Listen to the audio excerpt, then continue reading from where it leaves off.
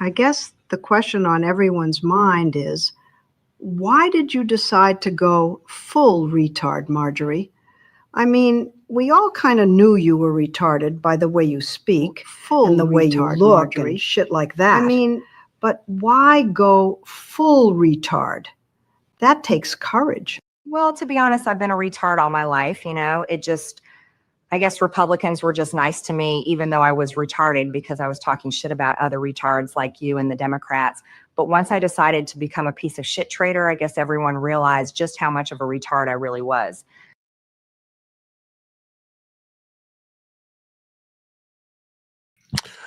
Good evening, everybody. Welcome to the following program. I am your host, Joe Newman, a.k.a. Good Logic. Whew, I love AI. I love AI. Getting Leslie Stahl and MTG to basically say what everyone's thinking they should be saying. But yes, if you missed the 60-minute interview Leslie Stahl had with Marjorie Taylor Greene, you can consider yourself to be in very good company because I too have never seen even 30 seconds of it, save for that clip right there that we all just saw, which I assume is not that anyone's told me. My gut says it's probably AI. It's probably AI. So no, I didn't watch it. I don't really have much patience for either of those individuals.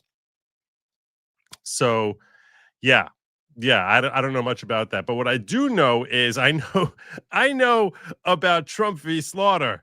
I know about Trump v. Slaughter, which is oral arguments that were heard today by the Supreme Court, which now the Trump team is seeking to have the Supreme Court overturn a precedent which is 90 years old. That's a pretty significant precedent called Humphrey's Executor. I'm going to explain to you why that case is significant. In this case, overturning it could be very significant with respect to Trump being able to actually effectuate his agenda going forward, why it should be overturned, and where it is that they're going. So that's part of what I plan on. That's one element to tonight's show. I definitely want to break all that down for you so that we're all on the same page as to why it is that we're breathlessly waiting for this decision from the court, because it is fairly significant. Second thing I'm planning on talking to you about is Representative Paulina Luna has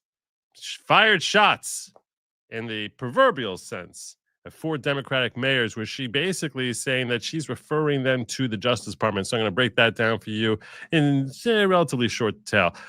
Plus, speaking of shots fired, Tim Pool says that there were shots that were fired in the direction of his compound that he has there by a car that was driving along the road. I was there. I had the privilege of going there once. I'll tell you right now, it's in the middle of nowhere. You don't accidentally happen to fire off a gun there. We're going to talk about the ramifications of that, what that actually means, if and as far as the impact of there being shootings like this, what it means for him individually, as well as for other right-leaning content creators, larger or smaller. And I have a whole bunch of other stories I plan on breaking down for you. I have a goal up. If you're wondering, there is a goal. There is a goal that I'm going to go for 3 full hours. The smaller stories, I kind of play that based on where we're at with, timing and things of that nature. But I'm going to go for a full 3 hours, and I can do that in my sleep with the amount of content I have available for you guys tonight. So I hope you're going to stick with me for the full 3 hours. I hope that you'll have the opportunity to hang out here, and assuming we go 3 hours, but definitely 2. We're definitely going 2. Anyway, I'm going to start with the Supreme Court case because I do think, and that's why we have this goal, you see, and when we hit the goal, which the normal goal is that we get 15 super chats or more, or 15 super chats of $10 or more. Could be Rumble rants, things of that nature. And I'm also thinking about doing something else where I see you don't see it unless it's your channel that's streaming. I actually see that YouTube itself gives the capacity that I can convert a stream in the middle of the stream. I think I could do it in the middle of the stream. And I can convert a stream in the middle of a stream to members only. Normally, when you see someone like Robert Gouveia or others who have a members only stream following a stream, they make you like redirect over to the members only stream. That's what I think is how they tend to structure it. I don't really stream much to members only, but I am curious if you guys would like me to do some members only content. If I did it, if I was right now I'm kind of slim on the members only content. If that is something that YouTube enables me to do, and I know that folks in Rumble, I'm sorry, ghetto folks, I don't know. I wish I could do something like that for you. I don't know how to do that. But I do think that I have capacity to actually do that on YouTube. It's a relatively new feature. It seems to be that when I go to watch my own stream and pull that up, there's a little button which says switch to members only, and I'm just like, damn, that sounds like fun. So yeah, is that the sort of thing you guys would like? Is that the sort of thing you guys would actually be on board with? You want that? Does that work for you? You're saying Nick and Branka do it all the time? It's probably a smart move. It's probably a smart move. You're saying no. Right. Okay. Well, I'm thinking about it. I wouldn't be like cheating. I'll be adding just more content. I wouldn't be depriving you of anything if you're not a member. People don't like change. They're like, no change. Stop with the change. We had too much of that with Obama. We don't want change. On premium, on Rumble, it's premium includes your channel subscribers.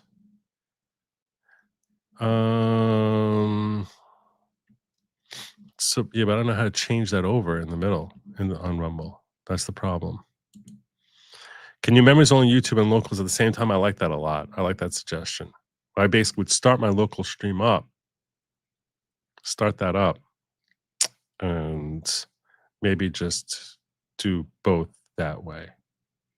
I kind of like that a lot. I have to figure out that we're now we're straining the outer limits of my boomer abilities. We're straining them. But I'll see if I can figure that out. All right. Anyhow, let's get into tonight's coverage because I got a lot of ground to cover. We got lots to do here, and I guess I'm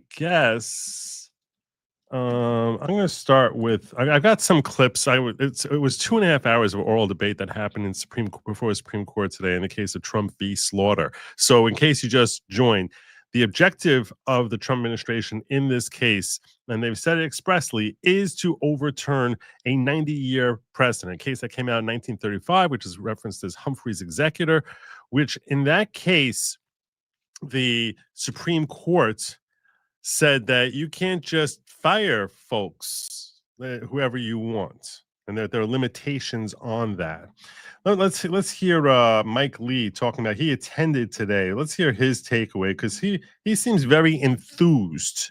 He seems very enthused that the Supreme Court is indeed going to overturn this case, and we all need more Mike Lee in our lives.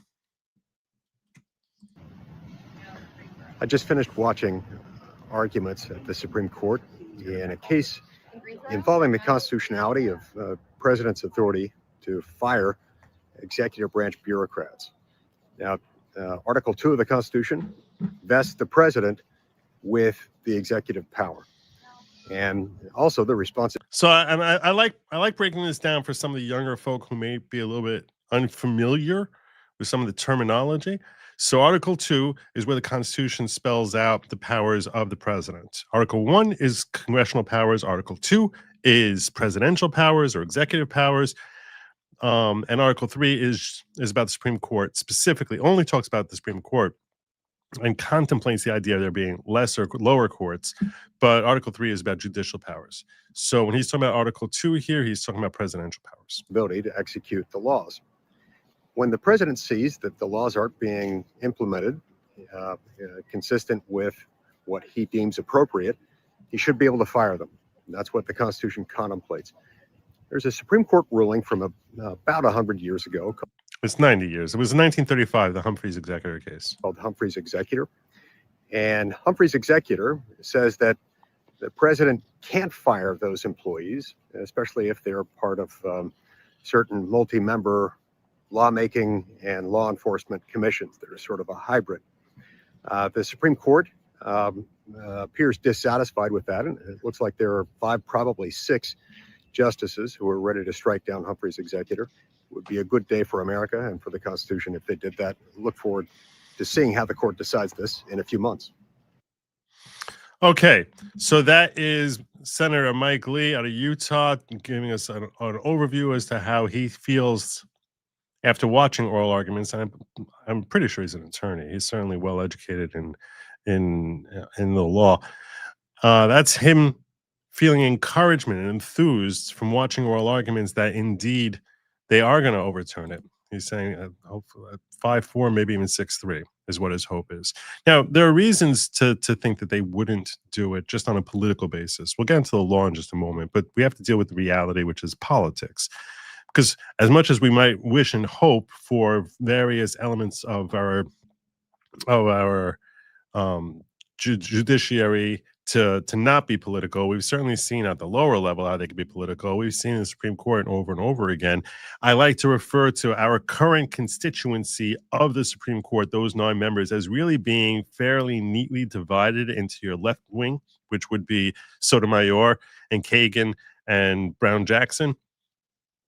And then you have the right side of the aisle, which is Thomas, Alito, and probably Gorsuch, usually Gorsuch. And then you have the establishment, which is the institutionalists, the ones who really believe in maintaining and keeping America strong based on whatever they perceive as keeping it strong. And they'll try to find ways to justify how they'll dance around claiming to be constitutionalists while at the same time not always being constitutionalists. And that would be Chief Justice Roberts, Amy Coney Barrett, and Kavanaugh. So that's how it all breaks down. How will they look at this case? This case, which is basically saying, okay, we want to overturn Humphrey's Executor, which says that certain limitations on the power of the president, that he cannot fire people who are the heads of certain executive agencies. What was the logic that was applied in Humphrey's Executor to have the Supreme Court in 1935 reach that conclusion?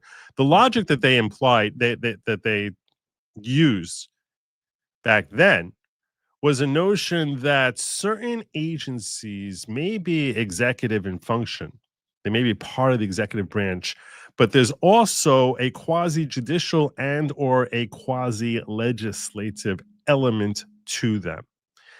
And particularly in Humphrey's Executor, they were talking about when you have a board of personnel who are chairing an executive agency, and that they're involved in promulgating their own laws and executing those laws, and that's what their objective is, like the FTC.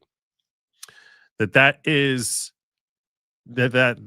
quasi-judicial and quasi-legislative elements to them remove it from presidential authority, and now makes it something that Congress has to fire them, which is, it's perplexing. It's perplexing why that would be, but you cannot ignore the fact that, and one of the factors here, which is a hurdle to overcome, is a notion called stare decisis. Stare decisis is a legal notion which applies in all areas of law, which is that once something is decided, you let that stand unless you have really damn good reason to overturn it. You have to have damn good reason. Stare decisis is a Latin term, which is spelled, the word stare is, if you're trying to Google it, the word stare is spelled like the word stare, like to stare at someone, S-T-A-R-E, and decisis is D-E-C-I-S-I-S, like ISIS, decisis. Yeah, like that. So, and it basically the notion is that once something is settled by the courts, we're not going to be revisiting this over and over and over again. It's settled. Now, stare decisis is not something which is bedrock forever, but there are notions that it's a logical legal principle that you're not going to just keep revisiting the same issues over and over again. The most notorious case, which really had to be overturned, which frankly, thank God it was in Dobbs v. Jackson, is Roe v. Wade, where the left kept screaming stare decisis. And this is decided Roe v. Wade. But Roe v. Wade had been carved away in Planned Parenthood versus Casey, just 18 years later, thereabouts. And what the court said there, the reason stare decisis didn't apply is because despite having reached, first and foremost, Roe v. Wade wasn't the law of the land, Planned Parenthood was, and because it so drastically changed the terms of Roe v. Wade. Most of you are aware of the fact that Roe v. Wade refers to the right for a woman to get an abortion. Planned Parenthood changed that dramatically as to how the timing on that would work and how it would structure and work going forward. And the logic in Dobbs v. Jackson, when they officially declared Roe v. Wade dead law, was that they said, the first thing we need to overcome is this notion of stare decisis. And the way that they overcame stare decisis is they said it's not something that it's founded on illogical principles, which it was. It was complete. If you actually read through Roe v. Wade, which is over 100 pages long, it's very long and it's very weirdly written. And that there was no real, and that the finding by the court was they sort of took a hodgepodge of this person who's sort of in favor and that person sort of in favor to sort of come up with it. And then they reconstitute it in Planned Parenthood. And they're like, it's based on complete lack of logic. And it didn't settle anything because there was still so many different ways to reinterpret Roe v. Wade and even reinterpret Planned Parenthood. So they said, because of all these reasons, you can't just come along and say this is stare decisis, that this is something that's settled law, because nothing's settled. So that was part of the logic that was employed by the court in the basis of ignoring stare decisis and overturning its precedent. So now if you're going to overturn Humphrey's Executor, you similarly would like to assail Humphrey's Executor, attack Humphrey's Executor as being really not very well established law. Okay, so to just go from Humphrey's Executor is the law of the land into turning it not the law of the land, you have to, a legal scholar, which everyone on the Supreme Court is going to think of themselves as being a legal scholar, is going to, in the interest of fairness, try and come up with a reason why stare decisis should not apply here. At least that's the way that we expect it to normally operate.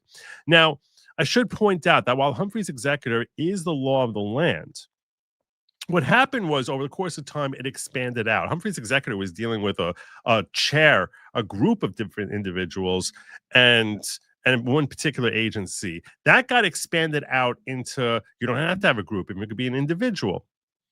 And with far greater powers. And it got to a point where almost anyone, it was very difficult for the president to fire almost anyone because you can always find some sort of quasi-judicial or quasi-legislative element, especially because there was a case that came out, which was recently overturned, but there was a case that came out under Chevron that was called the Chevron law. Now, in Chevron, what ended up happening was the court had said that whenever something is left for a certain agency to handle, and there's laws that could be reinterpreted, laws that can be interpreted one of two ways. We're going to leave it to the experts. We're going to leave it to the agency themselves to decide how to interpret those laws. That's not a judicial question. That's for them to decide. That's what Chevron ended up coming out with. And so now, once you're doing that, now think about what's happening here. So you have this Humphrey's Executor law. Then you have Chevron come out. And in the wake of Chevron, now you have all these different executive agencies which are just gobbling up more power. Because if you tell a bunch of bureaucrats, hey, we're giving you license to start writing your own laws, they're going to start writing laws that they want to use, especially because they seem to love having power. And the more empowering that those laws can be for them, the more likely they are to basically say, oh, this is kind of vague. We're going to reinterpret this and that and this and that. And things that almost seem like they need no reinterpretation, they just start reinterpreting. They could also start setting up their own little administrative hearings. And all of a sudden now, they're writing laws, which is quasi-legislative, and they're quasi-judicial because they're having different hearings to determine whether someone broke one of their stupid laws that they wrote. And all of a sudden, because Chevron is empowering these executive agencies so vastly, they now are considered executive, but quasi-judicial and quasi-legislative. So now you can't fire the head of it because under Humphrey's executor, well, if it's quasi-judicial, quasi-legislative, you can't fire them. You see how this whole thing it's not like this happens, snap overnight. It's just something that evolves over time to create this scenario. And we're seeing that scenario where these executive agencies become these titans, which are there to basically deciding that we're going to implement and will our authority whoever the hell we want and whatever direction we want. And really stick their hands in areas that Congress may have never even thought dreamed of them going into, that all of a sudden they just have vast power, vast abilities, vast strength. And this has started to be, the Supreme Court has started to carve back from that in two different ways. Number one is that they overturned Chevron. And they basically said, this is crap law.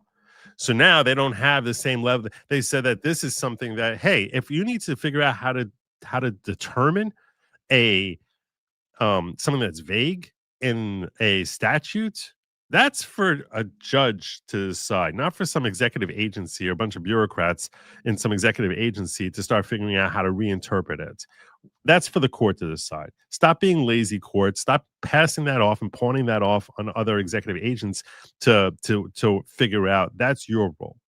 It's your duty as part of the judicial branch. If you believe in Marbury v. Madison, certainly, it's their duty to figure out exactly whether what's constitutional and how law should be applied.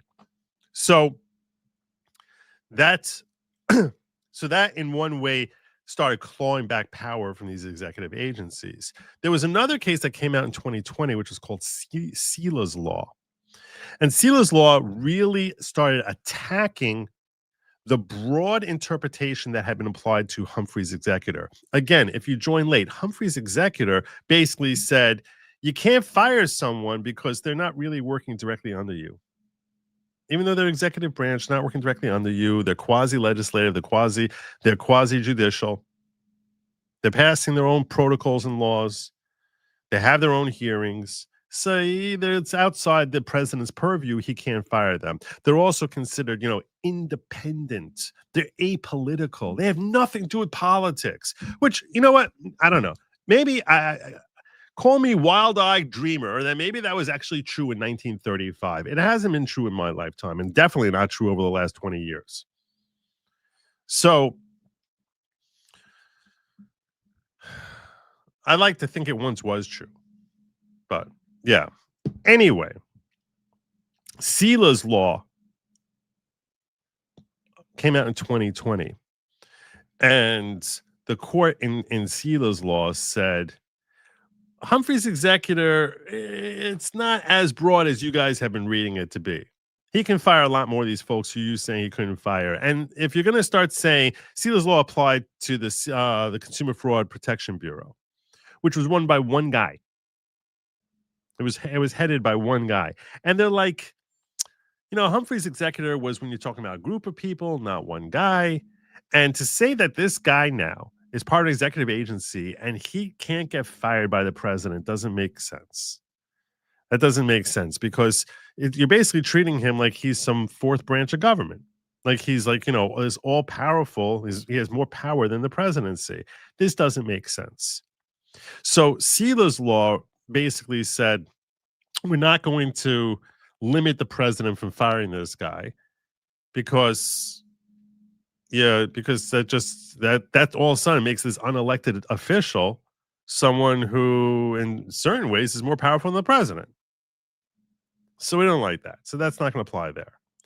They specifically, as I recall, they specifically did not overturn Humphrey's executor in that case. I think they articulated that they're being clear. They're not overturning that, but they're just sort of, they're slashing it to the extent that it's applicable and saying Humphrey's executor was a different scenario. It was a whole panel and stuff like that. So you talk about a whole panel. Maybe there's more of a logic to say that he can't fire them. But when you talk about one guy and he has such broad-ranging powers, that guy can be fired. So that's what Sela's law was. That's S-E-I-L-A, Sela. So that was that particular case.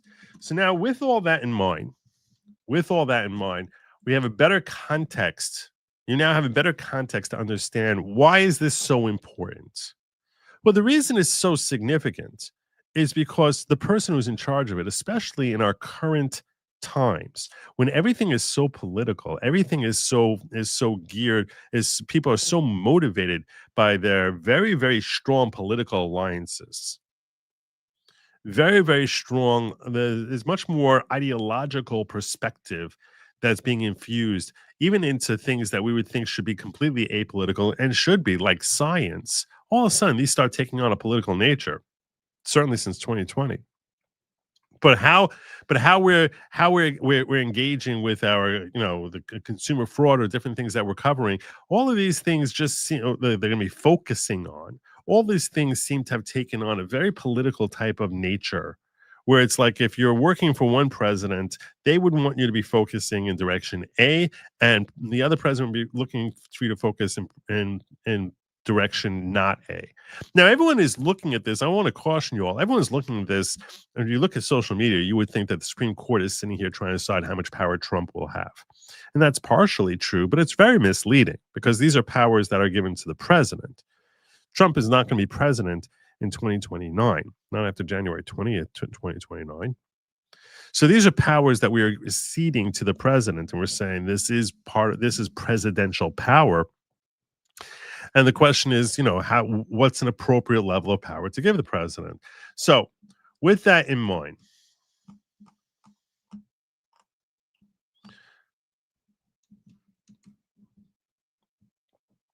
Epoch Times reporting on this case, saying Supreme Court seems poised to side with Trump in FTC firing case. The Trump administration asked Supreme Court to overrule a 90-year precedent on the issue. Supreme Court seemed inclined.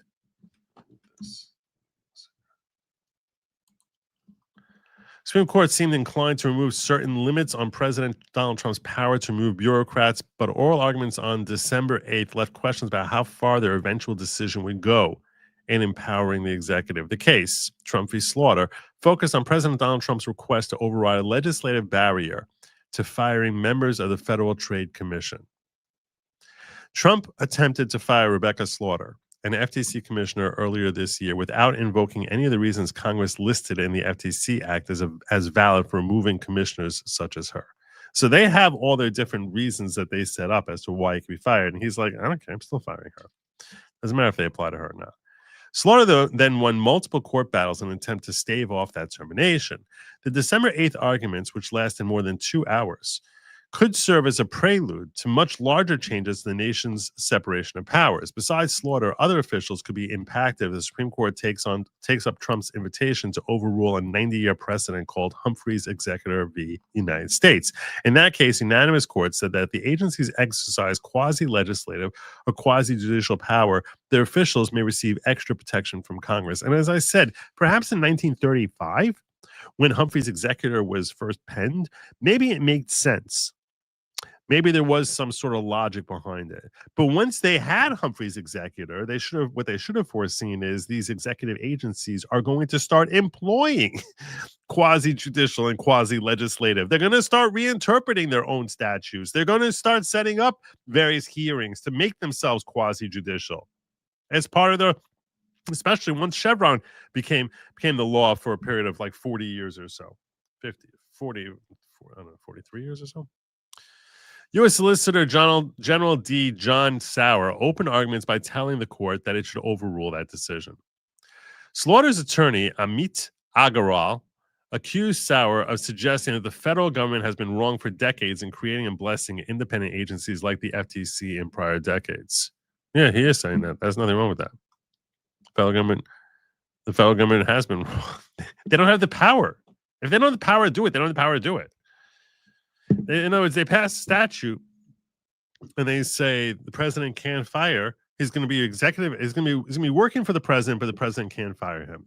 Under what authority? Think about this for a second. This is the part that's so illogical. I just want you all to just consider what Congress is doing when they're setting up the FTC. Okay? What they're essentially doing when they pass a law creating the FTC and then saying this is how you fire, they're saying we're creating this executive branch, and now this executive branch is not really fully under the control of the president. To the extent it's attempting to do that, that seems unconstitutional. You cannot say that we're going to create this executive branch, and this executive branch has certain elements to it that are removed from the president. To me, this is fundamentally flawed. That's like saying I'm going to make someone a citizen, but they can't vote. I'm going to make this adult a citizen in the United States, but I'm prohibiting them from voting. You don't have the power to do that. So Congress doesn't have the power to limit his executive agency. They can decide if they want to have an executive agency. They can get rid of it if they're so inclined. But they cannot then tell the chief of the executive branch how to run this agency. Once they create that animal, they're essentially putting it under the control of the president and trusting that or she someday is going to run that executive agency properly in order to suit the objectives that they lay out for it. But not that they're going to sit there telling him how to do his job. I think that part of it is unconstitutional. So when he wants to get rid of someone, I'm sorry, that to me it doesn't make any sense. To me, it sounds like it's unconstitutional to limit the president and how he's going to carry out his executive duties. While some of the justices seem skeptical of limits that Slaughter attempted to impose on Trump's executive authority, many of them indicated concern about overruling such a long-standing precedent. This is what I was explaining to you all a few minutes ago about stare decisis, that once you have something that's considered, bedrock law, that everyone knows this to be the law. And another logical reason for stare decisis, which is logical, is that when people are acting in the course of their day-to-day activities, they're going about their lives, they're trusting that the law is going to basically, remain consistent from what it was last year and the year before. Not all of a sudden some law, which is, based on a Supreme Court decision, is now going to, be gone.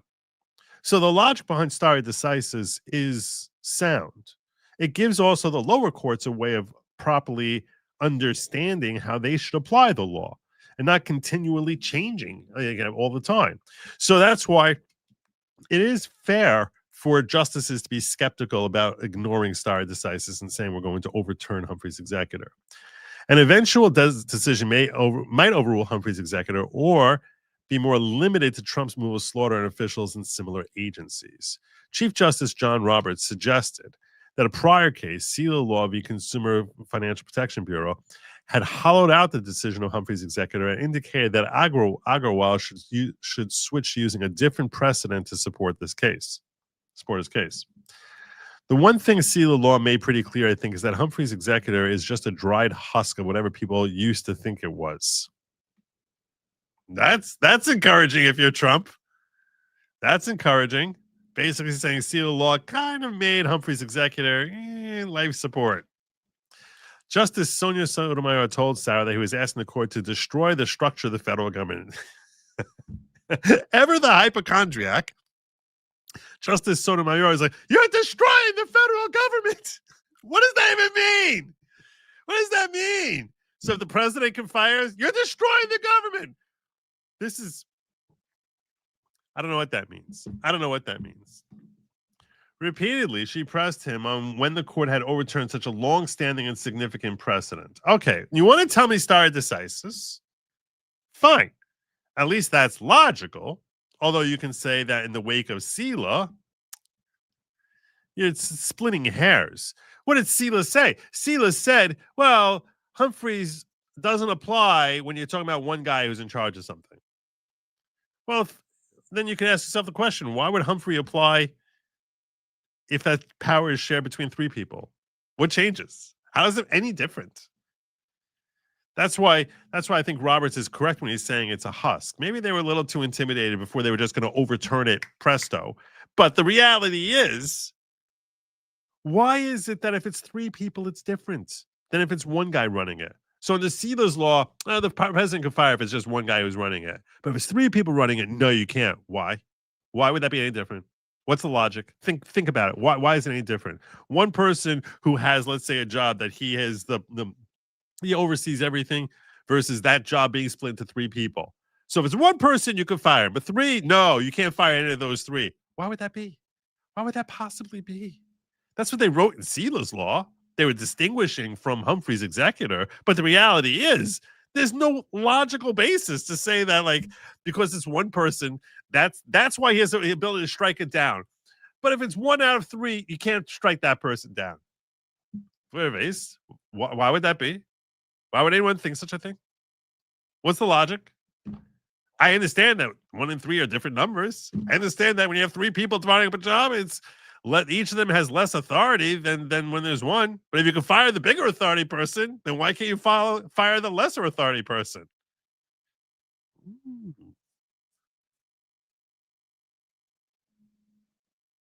Well, anyhow, Justice Brett Kavanaugh similarly asked why no presidents had challenged Humphrey's view of executive authority for 90 years. He's like, we had this here for a long time. Kavanaugh, they did in Sealer's law. So it was really 85 years because it was back in 2020. But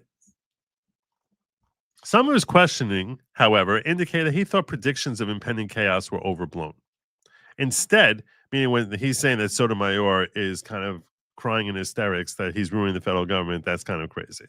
Instead, he suggested ruling in Trump's favor would entail altering how commissioners are removed rather than validating the FTC as a whole. He's not saying get rid of the FTC and strike down the statute. He's just saying the president, it doesn't matter whether the statute says that the president is limited in how he can fire. He can fire whoever the hell he wants.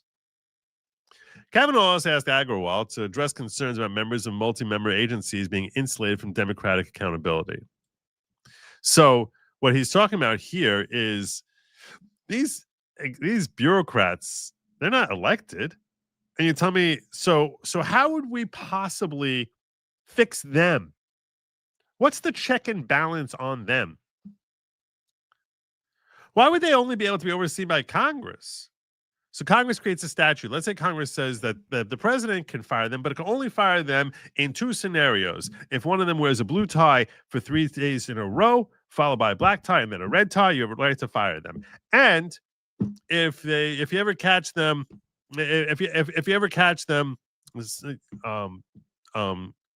eating octopus for dinner, those are the 2 scenarios you can fire. Otherwise, you can't fire them. So these people are basically getting there, and it's a life appointment that they can. There's no checks and balances on them. They can be as corrupt as possible. They can be completely evil, and because Congress wrote a stupid statute that way, so now the head of the executive agency can't fire him, can't remove them. How are they responsive to the will of the people? The only way to do that is if the president can fire them. President is our choice for how to run the government. So how are we supposed to help? How are we supposed to get rid of someone like that?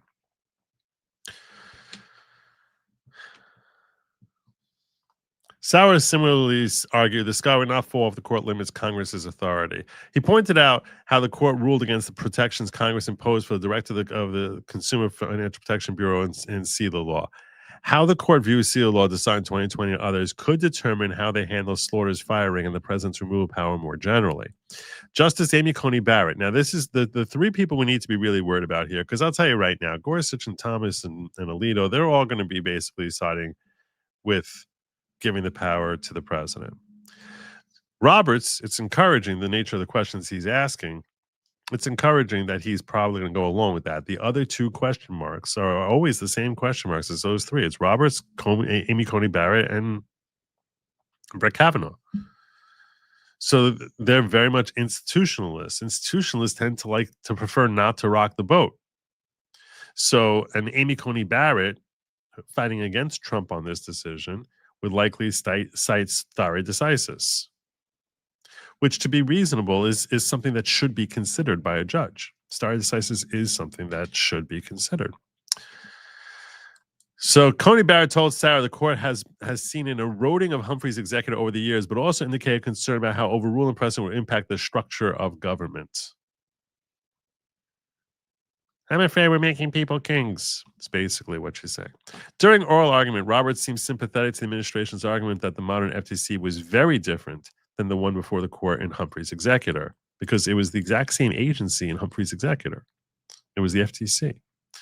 In his majority opinion for Sealer Law, Roberts had stated in a footnote that the Supreme Court's conclusion that the FTC did not exercise executive power has not withstood the test of time, meaning it does end up having executive power. They might have pretended that it wasn't when they included the Federal Trade Commission, but that's not the reality. Justice Elena Kagan suggests that Sarah was advocating a view of executive power that lacked reasonable limits. Quote, once you're down this road, it's a little bit hard to see how you stop, she said, later knowing that multiple agencies and lower-level employees could face easier removal. So, how is that a bad thing? Many of the justices' questions wrestle with how best to balance power between Congress and the president, given the complexity of assessing each agency's functions. Justice Ketanji Brown Jackson suggests that it would be better if Congress were in charge of deciding whether certain positions deserve to have some protection from presidential removal. That, because she's an airhead. That's really what it boils down to. If you're an airhead, then you think that Congress has authority to limit the power of the president beyond what the Constitution says. It's pretty stupid.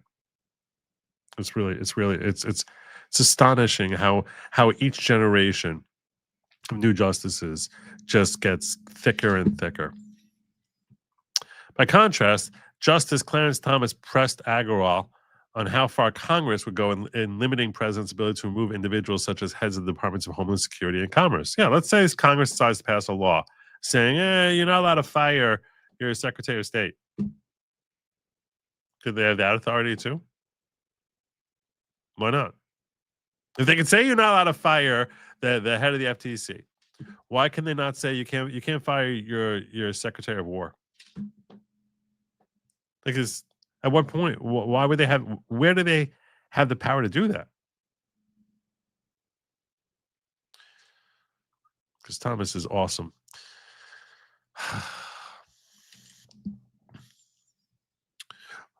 One day, many years from now, I plan on walking my grandchildren through just the greatness of Justice Thomas and what they missed and how badly our country needs him again. Justice Neil Gorsuch seems sympathetic to Sarah's position. He suggested that this court should go so far to clarify that Congress cannot delegate its legislative power to the executive branch. Is the water warm? And I agree with you. I agree with this. Congress cannot delegate its legislative power to the executive branch. That's fine. Is the water warm now? Separate from whether to overrule Humphreys, the court is also considering whether it should rule that judges cannot order the reinstatement of officers removed by the president. Meaning, if he fires someone, that no judge can come along and say, no, you're rehired. You're rehired, which is what we saw these lunatic judges doing. Whatever its decision, the court opinion will likely have far-reaching consequences. Multiple legal battles have played out over Trump's firings. And we don't know what's going to happen with Lisa Cook from the Federal Reserve and how this will affect her. It could, may not. The Federal Reserve is a little bit different. It's less of a government agency. It's more of its own twisted organism of corruption and evil. Anyhow, that's a fairly good breakdown, but I'm not done with that case just yet. These arguments from the liberals about criminal prosecutions being different and solely presidential powers kind of mean Halligan and Hammer being disqualified was unconstitutional. It was very enlightening. I'll tell you right now, I know that I'm breaking from like MAGA tradition to basically say this. I don't blame the judges about Halligan or Habba. I don't blame the judges for that. The judges in that setting there are basically saying, look, Constitution says they got to be confirmed. The real problem is our Senate. Our Senate sucks. Our Senate is following procedures and protocols that they should not be following based on tradition. And what's that tradition? I'll bring this up now. Once you brought this up, I wasn't going to bring this up now, but I will sort of come over to this for just a moment here, which is that Trump was complaining about this very thing. It's really because they respect the blue slip. And they covered this last week.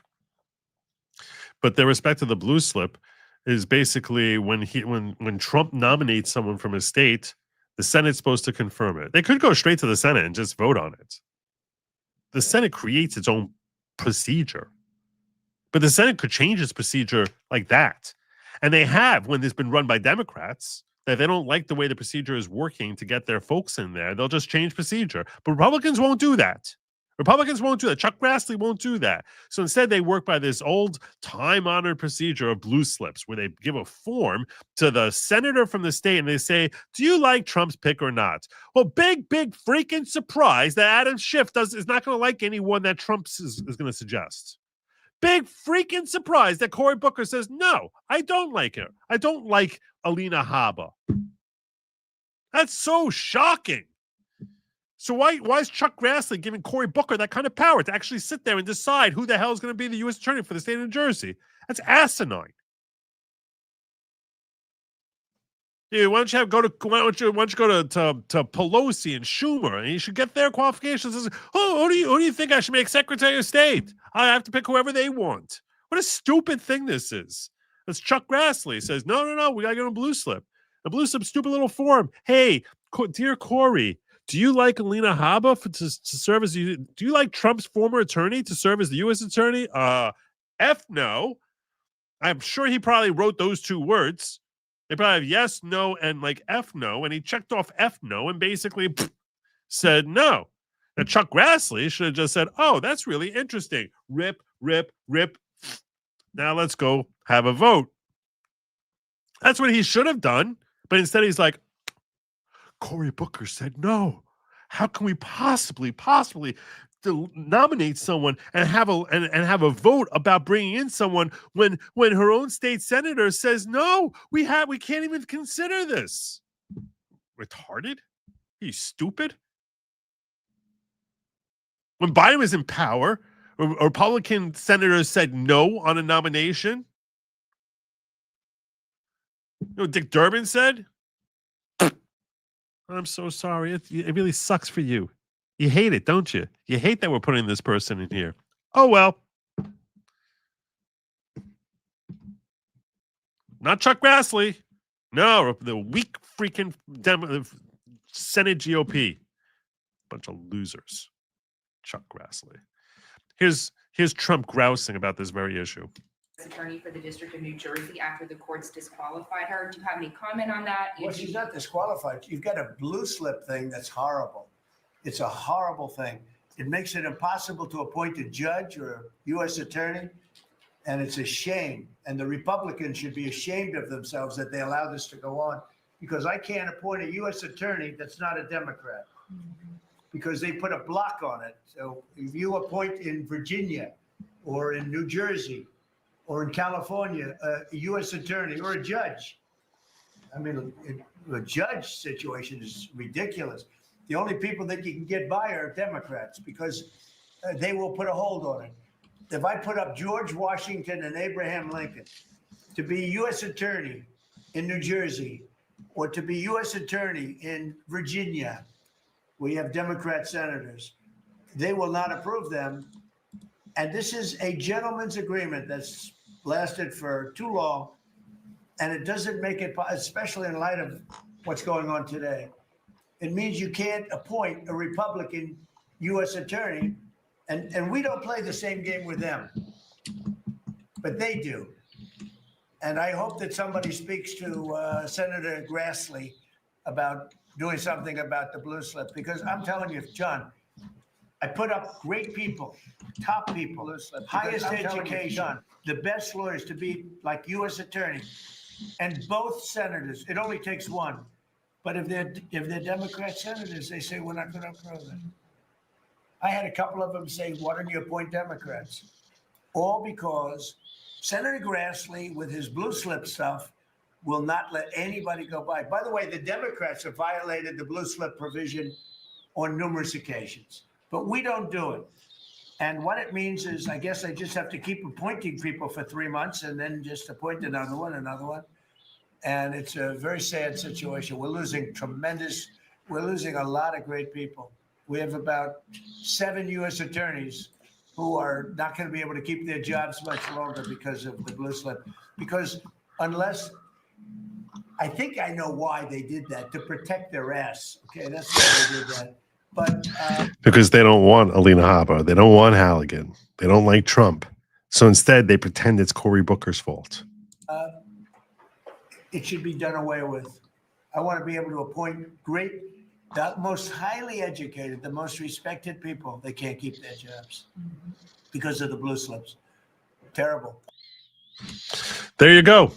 And he's right to be angry about it. He should be, because he's being screwed. He's being screwed. And it's all Chuck Grassley's fault. Nano's gifting 5 and then another 5. I'm going to give you the horn for that. God bless you, Nano's. Thank you for bringing 10 new people in to the following program. I only caught the last 5. I apologize for that. I don't know why I don't see the other one. And we also have Tony Munkitts brought in one person as well. Very, very generous. I really appreciate generosity displayed by our viewers. You guys are awesome. But just bear in mind that when I call your name and welcome you into the following, please bear in mind that Nano's should be appreciated and thanked for bringing you into an organization which is probably the most significant of our time. In that the following is not at all a cult type of cult. No, it's just a gathering of like-minded individuals who are seeking greater personal growth through community, unity, learning, thinking. So it's really what life should be all about. And those people include, as I said, I only got 5 of them. I apologize to you, Nano's, for that. That includes Tuzret 2210 for Shizzle, Tony Hay Munkitts, and Replicant 182, as well as 32267. I just want to point out and then Tony Hay Munkitts, he's like, hey, I just got gifted a membership. I'm going to give one back. Very, very, very cool of you, brother. Very cool indeed. And that who do you bring on in here? Who do you bring us? Robert Surfer. There you go. Robert Surfer brought on in, courtesy of so I guess that's Tony Munkitts Tony Hay Munkitts paying it forward. God bless you. Welcome to the following. Please bear in mind the following is not at all a cult type of cult, and I am not at all the leader of the following. I'm just a host. Richard Parker. I'm guessing the swamp wasn't so deep 90 years ago. Certainly not this deep. There probably was some swamp even in 1935, but not this deep. Not this deep, that's for sure. I think Jim was talking about the statute that allows judges to replace senators, which is just incredible. It's the stupidest thing in the world. So it's a great point. That statute is ridiculous. Under what basis would they have the authority to start to... It's retarded. The whole thing is sick. I know he meant to replace U.S. attorneys. Left cries and right subsides. That's the reality.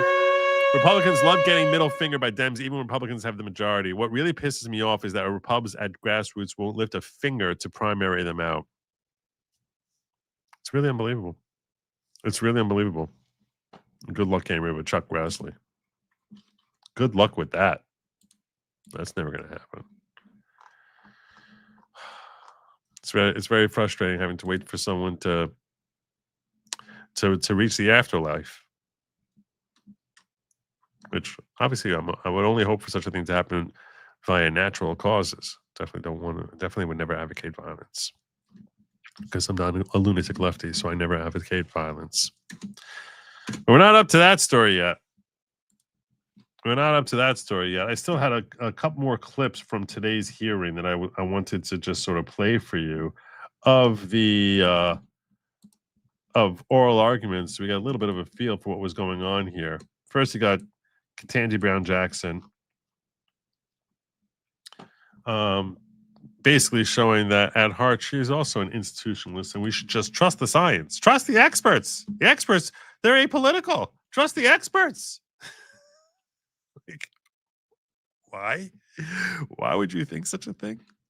Some issues, some matters, some areas should be handled in this way by nonpartisan experts.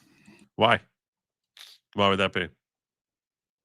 So we shouldn't get to control ourselves? Who decides what's an expert? How do we know what the hell an expert is? Especially when even something as that is seemingly as incorruptible as science has been so thoroughly corrupted.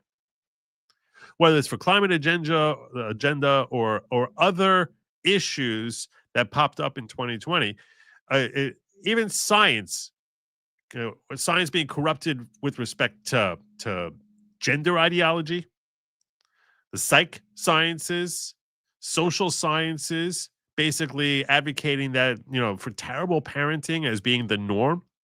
Why would anyone think that these experts, if you can't get experts in science, what makes you think for a second that there's an expert in finance where even where the experts invariably are wrong? So no, your deference to the experts is stupid. It's childishly stupid. And pretending that they're independent, it sounds completely antiquated. That Congress is saying that expertise matters with respect to aspects of the economy and transportation. Because they always get the economy right, yeah? I mean, all of them who were saying that we're like on a perennial rise in 1929, right? All of them, they get it right. None of whom called a housing bust in 2008, but these are the experts. We have to trust the experts. Are you an idiot? And the various independent agencies that we have. So having a president come in and fire all the scientists and the doctors and the economists and the PhDs, who are all overpaid, stupid folk, by and large, certainly as a collective, and replacing them with loyalists and people who don't know anything is... No, you're assuming that the experts know something, or that they're not easily swayed towards having a stupid opinion. Look, I'm not saying that there aren't people who are experts in certain areas. An epidemiologist, I would hope, knows a boatload more about medicine and how to treat diseases than I will ever dream of hoping to have. I'm not saying that all experts are stupid. What I'm saying is that because some predecessor chose expert A and said, that's the guy, doesn't mean that expert B, who may be someone more attuned to what the president is thinking, is wrong or is any less of an expert. But you're just deferring to what policy is. Policy is, this is what was decided before. This is the expert. That expert got us Fauci in power for 40 years. You're stupid thinking. How many people are dead because of that logic? Actually not in the best interest of the citizens of the United States. These issues should not be in presidential control. Wrong. So can you speak to me about the danger of allowing in these various areas the president to actually control the Transportation Board and potentially the Federal Reserve and all these other independent agencies? In these particular areas, we would like to have independence. Now, I just want to point out that Sauer, counsel for the Trump administration here, cannot say anything I just said. Can't say that. He can't say that. That's not a healthy answer to give in this moment. Because you are dealing with these institutionalists who are stupidly blind to the idea of like, oh, this works because this always has worked. So you have to convince 2 out of 3 of those institutionalists, not her. She's a clown who's trying to find some sort of way of convincing the institutionalists to come along with her. So that's why she's presenting this argument here, because she basically wants them to say, hey, yeah, you know what? We should trust the experts to come into their expertise. But she's assuming that someone has to be a loyalist in order for President Trump to choose them rather than being a superior expert. We don't want the president controlling. I guess what I don't understand from your overarching argument is why that determination of Congress, which makes perfect sense given its duty to protect the people of the United States, why that is subjugated to a concern. That'd be epic. That'd be epic. Concern about the president not being able to control everything. I mean, I appreciate there's a conflict between the two, but one would think under our constitutional design, given the history of the monarchy and the concerns that the framers had about a president controlling everything, that in the clash between those two, Congress's view that we should be able to have independence with respect to certain issues should take precedence. I am curious what he said. This clip doesn't tell me what he said back in response to that. Now I'm very curious.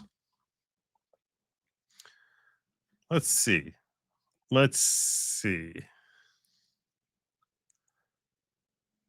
I might be able to find it. Let's see if I can find the response. His response. Give me a moment. I have some background music while I try looking for this.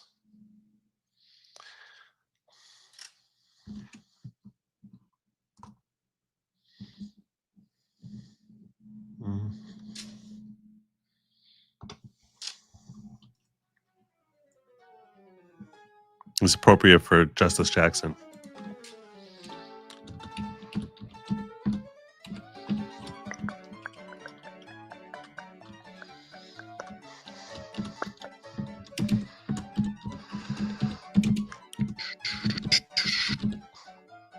If I don't find it by the end of the song, we're not finding it.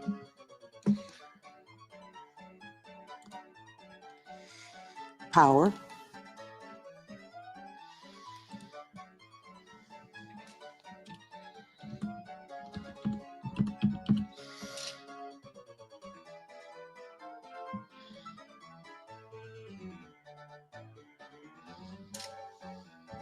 Found it.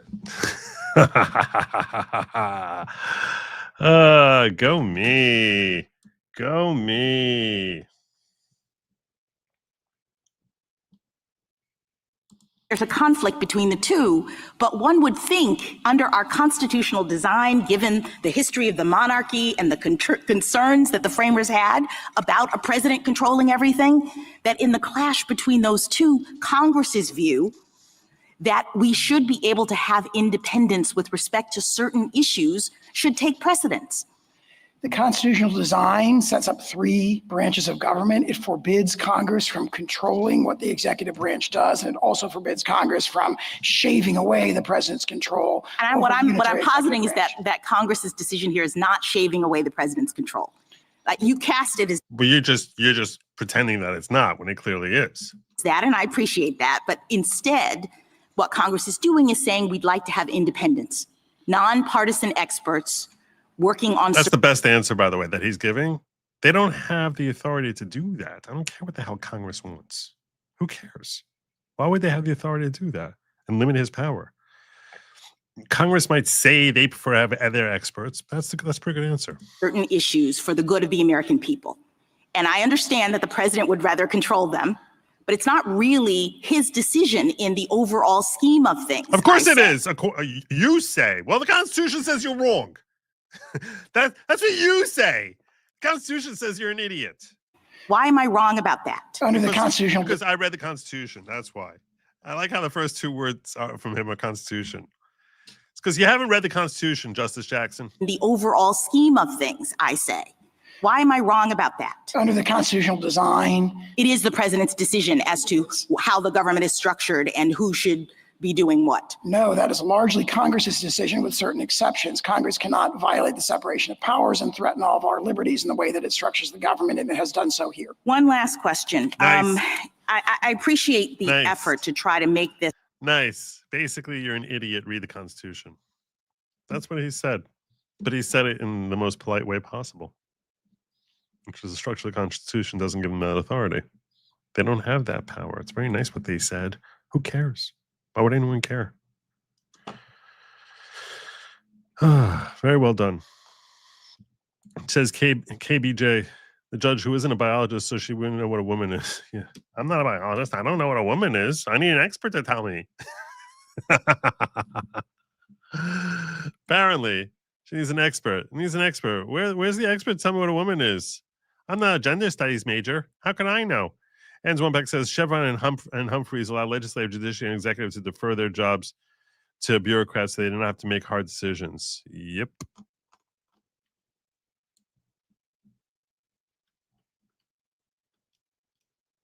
Also says, wonder if they made argument, can executive stop Congress from moving its staff? I don't know. I do not know.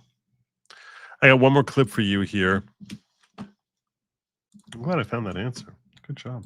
Good job, Sauer. Here's a clip of Gorsuch, which may help us explain the one thing that's left, which is how do you overcome the stare decisis? How do you overcome stare decisis?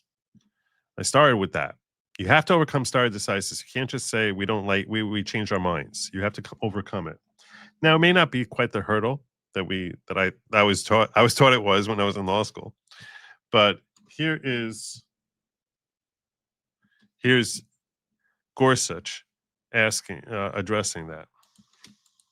Just want to explore just for a brief minute. I hope This- your case- scintilla of conclusive and In case that's I was going to say that's Gorsuch. conclusive power theory. You agree, I assume, the president is vested with all the executive power. Yes. He's asking questions now to Slaughter's attorney, Rebecca Slaughter. You agree that he has a duty to faithfully execute all the laws, Yes. civil and criminal. We agree that the Constitution imposes on the president a duty to faithfully execute the laws. All the Absolutely. laws. Well, Is there some laws he doesn't have to? That'd be news to our friends across the street. the take care clause is a duty and it is also a power, but the text of the clause does not provide that the president must have at-will presidential. I didn't ask that. This is, does he have a duty to faithfully execute all the laws? We know from, Yes or no? I would Obviously, yes. This is rhetorical, counselor.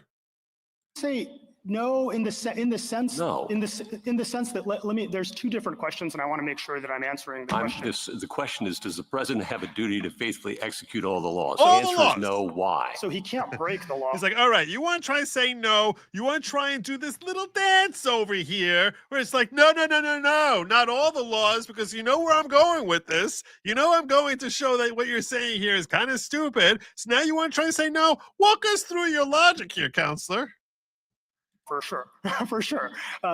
Does he have to be vested with statutory authority to actually directly enforce, or to I'm exercise? not asking whether he has to bring the indictment. I'm asking whether he has a duty to faithfully execute the laws. Because if he feels like he cannot faithfully execute the laws with some Nimrod who's running things, then how the hell is he supposed to do his job? That's where Justice Gorsuch is going here.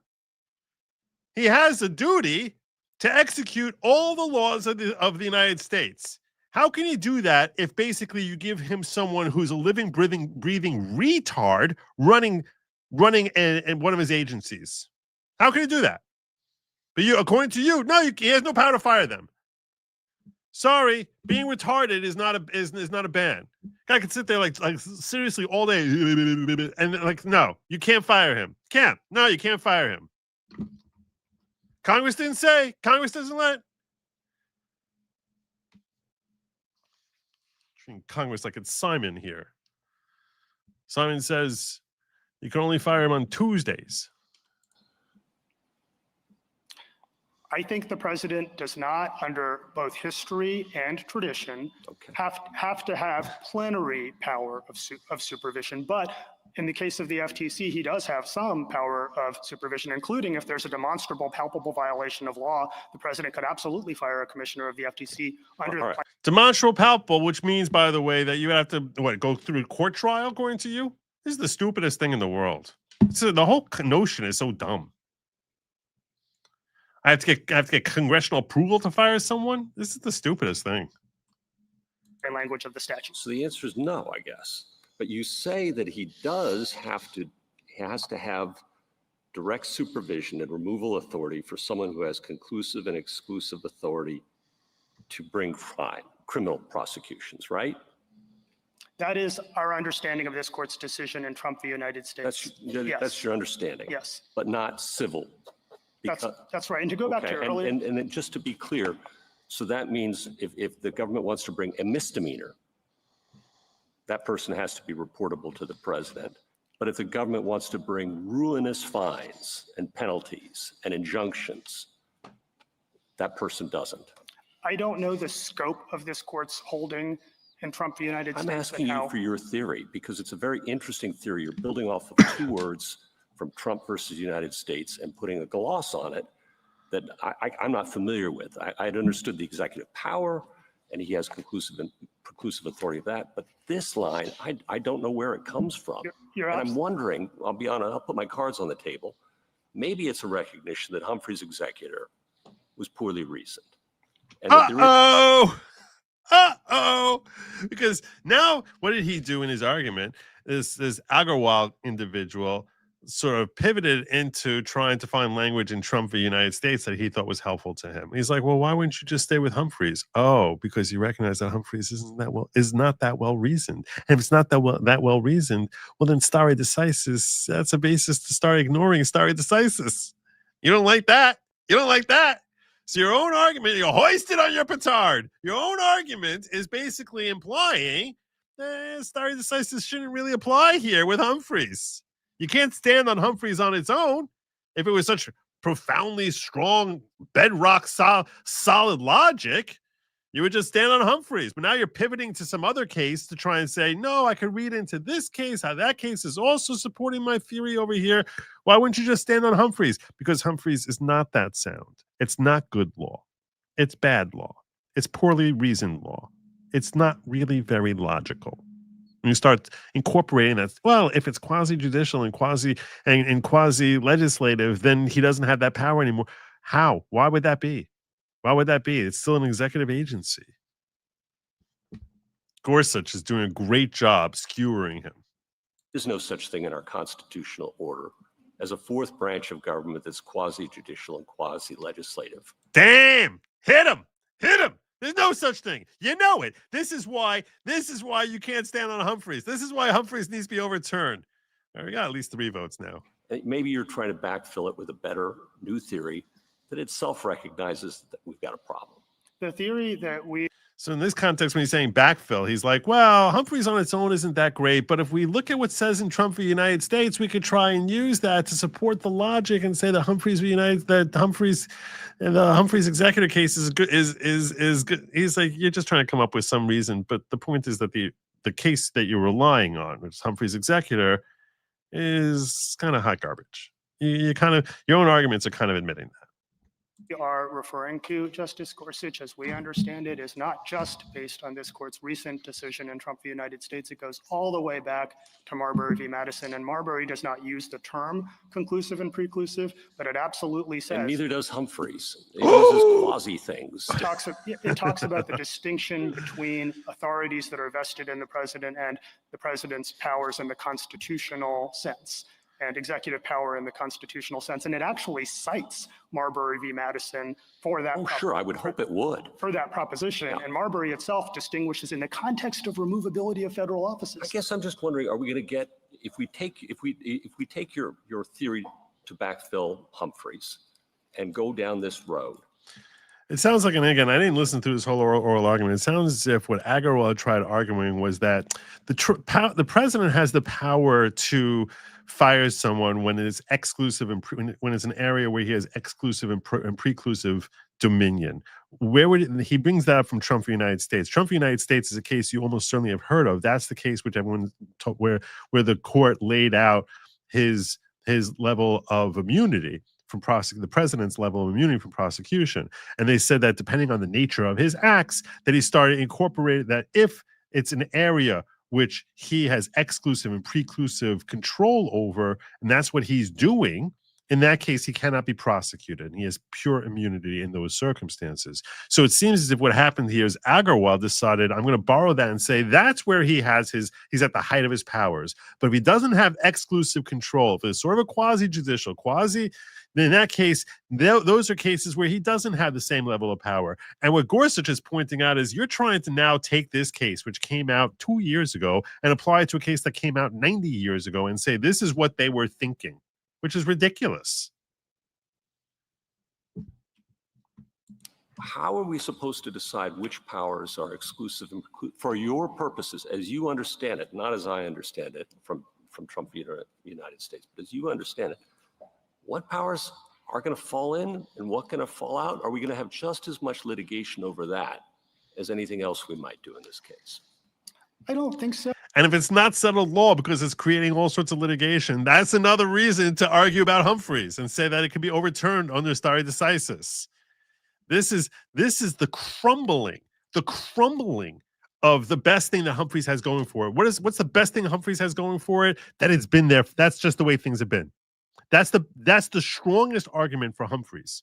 Well, that's just the way we've been doing things here. That we say the president doesn't have this authority. That's just the way we've been doing things. But he's basically, which is stare decisis, has already been predetermined. This is how we do things here. But stare decisis doesn't apply if you could show it's bad law and it's still creating all sorts of litigation. Because it's still creating all sorts of litigation, well, then it's not settled. Because we still don't really, it still is too amorphous. Still, the whole point to stare decisis is now we know what's going to happen in a given circumstance. But if there's litigation because we don't know what's supposed to happen, well, in that case, it's not something that people are comfortably relying on. They're not comfortably relying on it. Even if it's a 90-year-old decision, it's not really something that's pre-decided as stare decisis. It's not something that has to remain. We can fix it, make it better by basically saying goodbye. And say, this is the rule going forward. He's killing him. This is killing him. So we've had this modern era of traditional independent agencies for a long time. We haven't had any precedent ever striking them down. And this court has not been, as far as I know, overwhelmed with difficult questions of line drawing. In fact, from 1935 to 2025, we had pretty much unanimity among courts that traditional independent agencies are fine.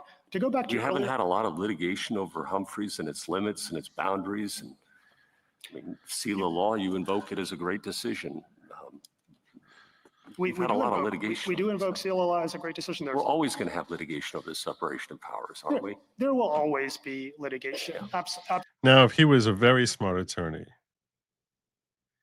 he could have used what Gorsuch just said there to strengthen himself. I'm glad he didn't think of this. But a better attorney than Agarwal, no offense to Mr. Agarwal, and it's difficult, and it's very easy, Monday morning quarterback, I'm sitting here listening to this.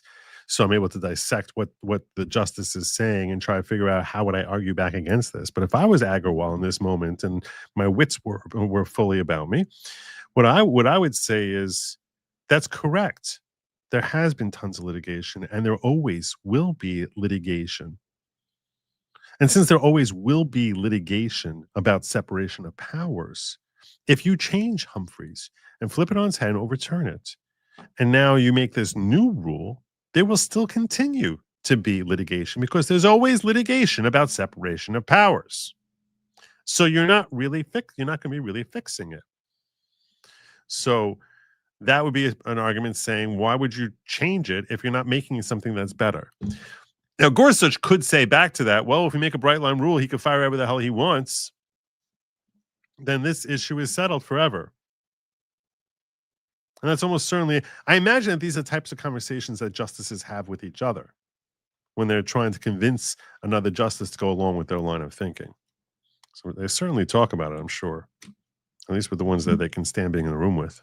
Absolutely. But the point is that this court's precedents affirming Congress's authority to work with presidents to create traditional independent agencies has not generated any significant problems, still less insurmountable problems. Thank you. Anyway, it's a very interesting exchange. I at least I enjoy these exchanges, and I'm certainly no one should take what I was just saying as knocking Agarwal. I mean, other than his choice of clients, but when you're there in the moment, it's much more pressure felt. It's a whole different thing. And it really could. And my argument could have blown up in my face if he would have said, "Well, now if we have a bright line rule, maybe that won't be." Just as he can do whatever he wants. John Mansell says, please don't do members only stream. It disables screen off playback, so I can't just listen. I have to keep the screen on the whole time. I was unaware of that.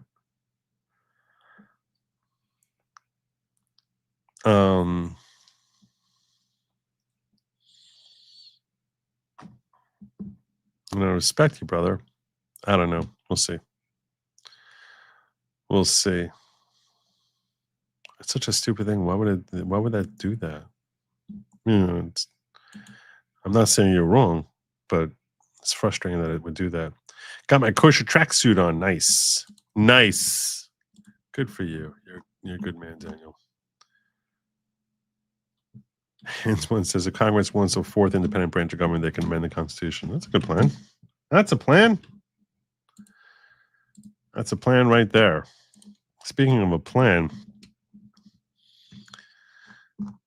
well, give me your thoughts. If you have questions about like Humphreys, potentially overturning Humphreys, you think that this is significant or insignificant, drop a comment down below. Give me your thoughts on this case. You think we're gonna get the 5 votes we need?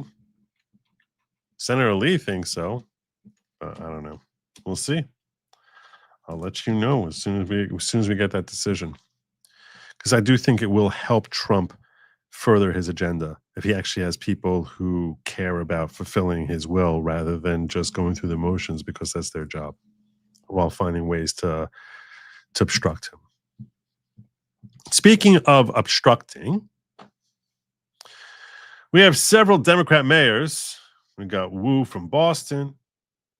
You got Brandon Johnson in Chicago, Eric Adams, and there was a fourth one, I'm not sure who, that appeared before Congress. And here is Representative Paulina Luna talking to them about their failures and the ways that they're trying to impede the government from its efforts in deportation. So you don't believe that banning the transfer of individuals into ICE custody for the purpose of civil immigration enforcement encourages illegal immigration into Chicago? Or how about agencies, or agents not being able to stop, arrest, or detain individuals based solely on their immigration status or administrative warrant? So we comply with all laws, local, state, and federal. To me, after this line of questioning, it's very clear that these policies that you have all implicated are active and alive and well in your cities, are in direct violation with U.S. Title 8 Code subsection 1324 and is a federal offense. You have broken the law under 8 U.S.C. 1324. We're going to look at that statute. Don't worry. I got that sucker all geared up and ready to look at it. We'll see what they did, what the penalty is, potentially. But you all speak about a broken immigration system, and yet here you guys are aiding and abetting in that entire process. I want to be very clear about something.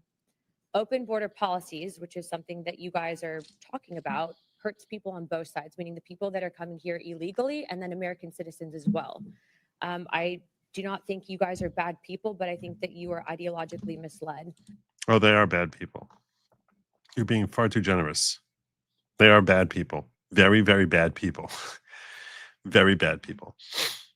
Which is why, unfortunately, based on your responses, I'm all going to be criminally referring you to the Department of Justice for investigation.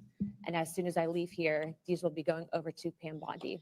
I'm not doing that in an effort to bully you guys, but I do believe that your policies are hurting the American people, and you can make that known with the evidence that you can present to the Department of Justice. But if you guys continue doing what you're doing, you're not going to help anyone. You're going to hurt more people. And that's exactly why I'm tired of it. The American people are tired of it. And Chairman, I yield again. Would you yield your? So there you go. There you go. A criminal referral from a sitting member of the House to Pam Bondi for her to charge 4 mayors with 8 USC 1324. What is 8 USC 1324? I got that sucker right here. 8 USC 1324, bringing in and harboring certain aliens. That's what they're doing. That's what she says they're doing. I think she's probably right. Any person who, knowing that a person is an alien, brings to or attempts to bring to the United States in any manner, that person, other than a port of entry, regardless of whether they have received prior official authorization to come, and knowing or in reckless disregard of the fact that an alien has come to enter or remains in the United States in violation of law. So they might not have brought them in, but knowing or in reckless disregard of the fact that an alien has come to enter or remains in the United States in violation of law, transports or moves or attempts to transport or move such alien within the United States by means of transportation or otherwise in furtherance of such violation of law. Or you got knowing or reckless disregard of the fact that the alien has come to or remains in the United States and then harbors, this is where we're going here, or shields from detection or attempts to conceal, harbor, or shield from detection such an alien in any place, including any building or any means of transportation. So anyone, any person, this is what we're probably focusing on, right? It's 8 U.S.C. 1324A3. That they're knowing or reckless disregard of the fact that the alien has come to or enter or remains in the United States, and they are harboring and shielding from detection or attempt to conceal, harbor, or shield from detection such alien in any place.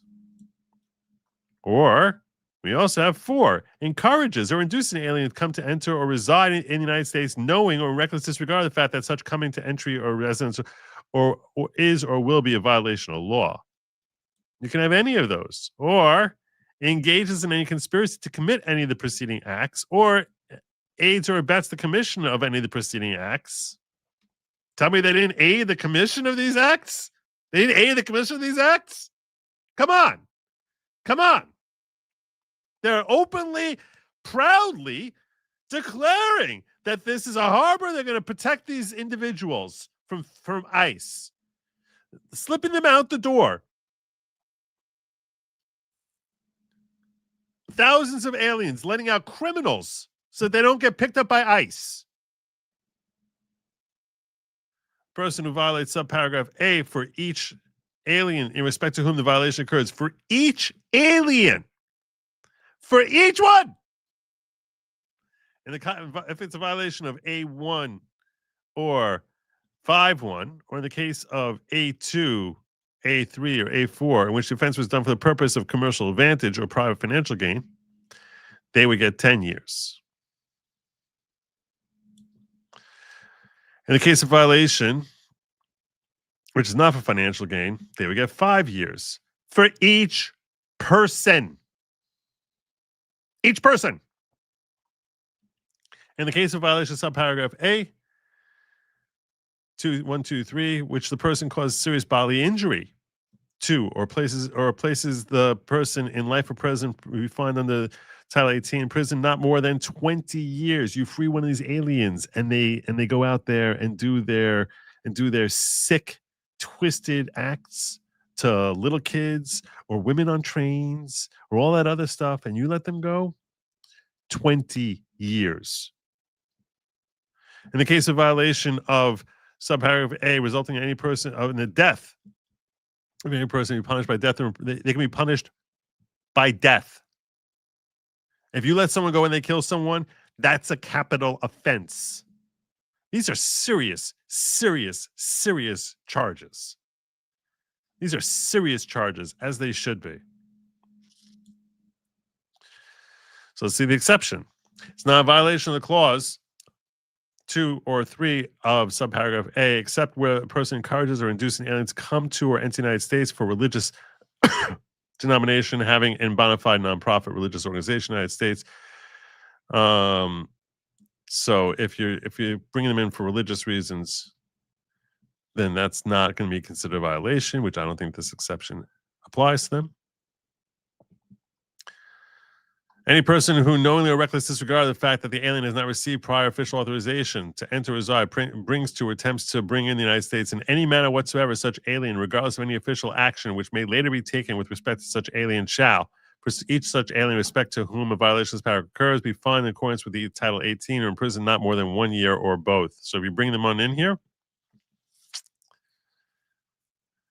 you can get them for 1 year. In the case of an offense committed with the intent or reason to be believed that it will be brought into the United States or commit an offense against the United States, you'll also get a year.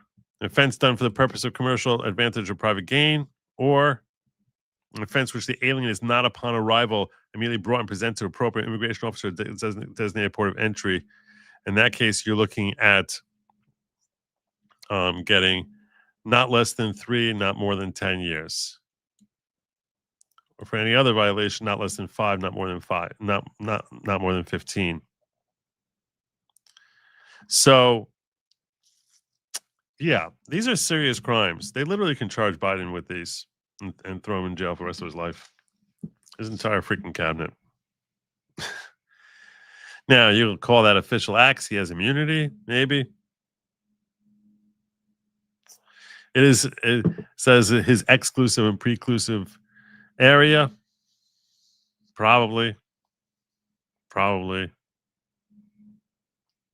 But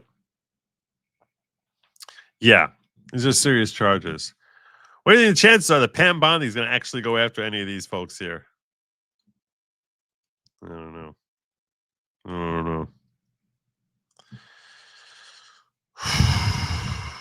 Pam Bondi.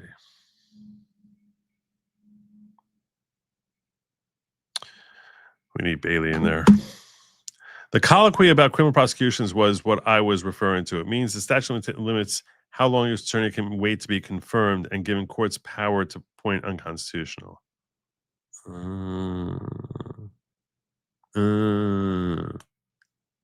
makes sense.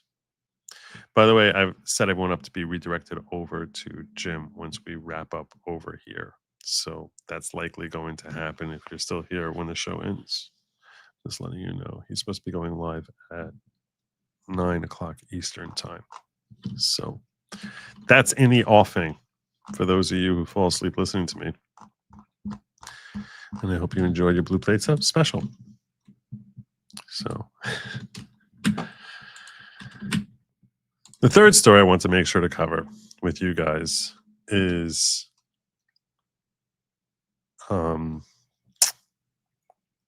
Tim Pool and the shooting that he reports the police happened by his property.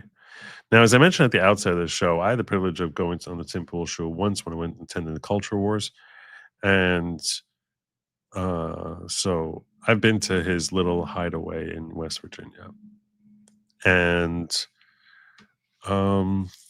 it's the middle of nowhere. There's nothing nearby. I mean, seriously, you don't come there by accident, and you wouldn't be firing off. It's the middle of nowhere. Anyway, this is him talking about the incident on his show. Well, there's some anger over the conversations and things that were said. We'll do this in normal speed. It was a good episode in the I suppose He's talking about his Friday night episode where he had Milo Yiannopoulos and George Santos on. authenticity of the emotions that were expressed from Milo to George Santos to myself. I do understand there are many people that are saying Milo's just outright lying and is now being threatened with defamation. What a crazy night. So that night, I did what I usually do. We wrap up, and the guests on Fridays, we go out and we hang out together. Because we wrap the show early, we don't do the members only. In the weeks prior, we have been experimenting with doing pre-recorded episodes of Timcast IRL on Fridays. Because the news... By the way, I'm going to urge you all, if you can hit the like and subscribe buttons while you're here. I don't do that enough. If you could do that, I would appreciate if you just hit those like buttons, because likes are really, really important. I've given them too short a shrift. So I'm going to give them a bigger shrift.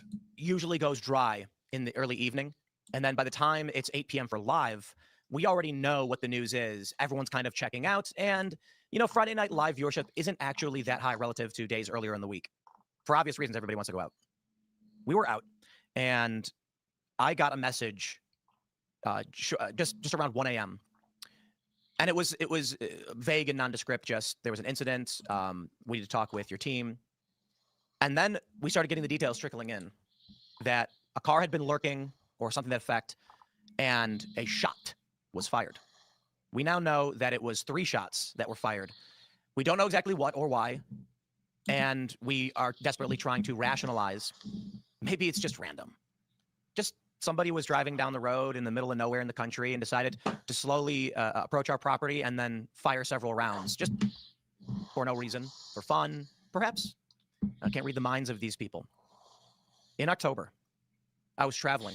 My family was back in West Virginia, and we had received a credible death threat, credible as determined by the FBI. We received threats, death threats, quite a bit. And this time, it was a bit more specific. It was intended to terrorize. It wasn't sent to me specifically like many of the threats usually are. It was intended to reach everyone at this company. I immediately contacted police, our security team did, as well as the FBI. I directly communicated with the FBI over this issue, sent them the information. It was relayed to us a short time later that the threat was credible because the individual making the threats had been on their radar. Surprise, surprise. And that this person was actually making comparable threats to other people. They believe they might know who this person was. I'm not sure where that investigation is going. For that reason, I believe that they're actually investigating these people, and we've been talking with them. I'm not going to, publish these emails or the communications that had happened. But the threat was basically to come and shoot up our property. And there were some specifics in it that made us say, okay, maybe this is, it could just be terror, right? So when that communication was related to what happened on Friday night, no one knows at this point. Maybe the police have figured out, but the public certainly is unaware of that. But whether it's one individual or multiple individuals, the objective in both cases is to terrorize. Because look, even if you fire off 3 rounds in the direction of his building there, it's the chance you're not going to. The chances are very slim that you're going to end up harming anyone. So it would be inappropriate to refer to this as an assassination attempt, but it is an attempt to bully and terrorize. I returned home after going out with the boys on a Friday night, hanging out, laughing, having a good time, none's the wiser. And then we hear security's on high alert. They're monitoring. The extra guys have come out. We pull up. They're standing guard at our perimeter fencing. We have a gate, and said they heard shots fired. They were on the property where our studio is, and they heard the shots. Yep. And went and investigated. We have 4 videos of what happened. We don't, well, I'll put it like this. We're not going to be, at this time, for security reasons, I've got these people screaming, release the footage. And the concern we have is obvious. To then show everyone where we put our cameras, that's not going to happen. And that's the honest truth. That's why I tweeted out, if anybody had been archiving the Chicken City live stream, this is inside of our chicken coop. It doesn't reveal. It's designed specifically not to expose the property, the location, or anything like this. And you would have seen the reaction from the chickens. I know it sounds a little bit silly, but... And so where does it leave us now with what happened? Well, of course, there are some people that don't want us to be having this conversation. Even right now, they're probably furiously preparing tweets, riling up their audience, preparing for shows, people who don't like me for whatever reason, saying that we're lying, making things up. None of this can be true. Charlie Kirk is dead. A couple months ago, he was murdered. We have a suspect. We don't know exactly what happened. There are many questions around how it all went down, what makes sense and what doesn't. Why did Charlie's security team not check the roof access? Well, they said the police told them that they got him covered, but that's no excuse for private security. So this is the conundrum. For us, our security's pretty good. I mean, this is why I think nothing worse happened, and it was just a vehicle firing shots driving by. We've been here for years. We've been here for about 4 years. This has never happened before. And so considering the time we are in, the threats we have received, and the recent assassination of Charlie Kirk, the intelligence assessment is, yes, these threats are real. Not all of them. You know how the internet can be. I want to believe, and I've asked a million times of our security, of our friends, political people in DC, but couldn't it just be somebody was just lurking around and they're just Yosemite Sam, bang, bang for no reason? Could be. The response I get from everybody is maybe that's just wishful thinking. Regardless, likely it's either an omen it's become too dangerous, even if it's not targeted, or it's gotten to that serious of a degree. So I think any rational assessment is Yeah, take it seriously. a person driving slowly up, approaching our property. We're in the middle of nowhere, mind you. We're not in a city. That's what we call the boonies, right?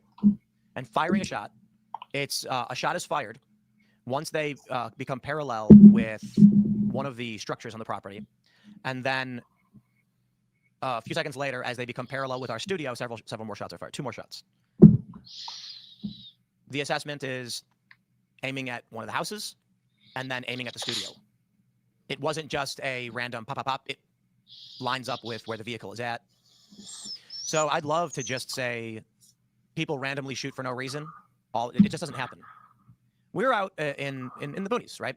There are wooded areas. Most of them, maybe not most, but many of them are marked no hunting. But, people on their properties, they go shooting in the backyard. This we know. This we understand. And so the security assessment is this was intentional. This was or more than that. Targeted. Now, what we don't know, were they actually intending to kill? I don't think so. I don't know if it matters. Seems like intimidation. Fire several shots late at night, put our security on alert. And for what reason? People who work here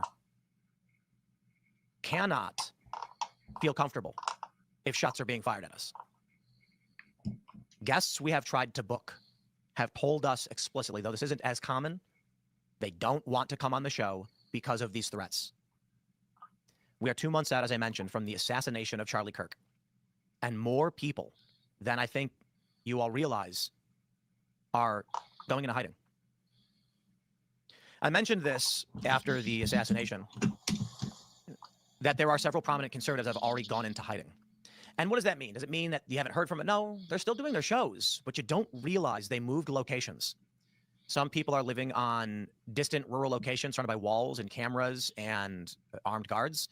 And while that kind of describes what we are doing, it's mostly our workplace, and we like to do a little security through obscurity, which means if you don't know where we are, then we're much more safe. But there have been producers, financiers, actual commentators that you have not realized are in new locations, or maybe you may have noticed the room changed. They're in a different place right now, and it's largely for security reasons. I had a conversation with a lot of people over the past couple of. This is a terrible situation. This is a terrible situation.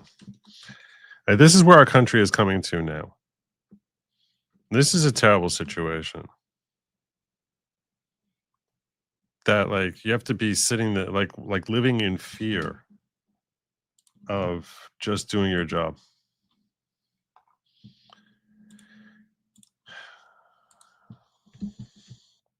I'm not going to go through the rest of that clip there, but I am going to give you 3 more minutes of it. I assume this is from the same show. Not sure, but I'll give you 3. I'll give you another 3 minutes because this is relevant. This is relevant to where I want to go. So where does it leave us? We have 2 weeks left in the year before we go on our Christmas hiatus. I'm not a big fan of any kind of hiatus. I would prefer just to work. But it is taxing. It is grueling, of course.